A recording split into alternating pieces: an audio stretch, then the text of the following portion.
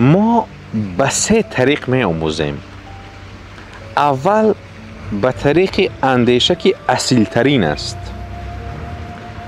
دوم به واسطه تقلید که آسان ترین است. و سوم به واسطه تجربه که تلخ ترین است.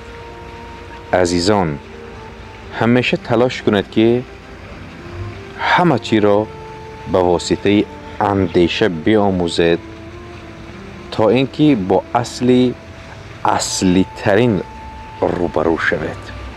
تقلید و تجربه را همه می‌بینند، اما با اندیشه زمره کمی افراد می‌پیوندند.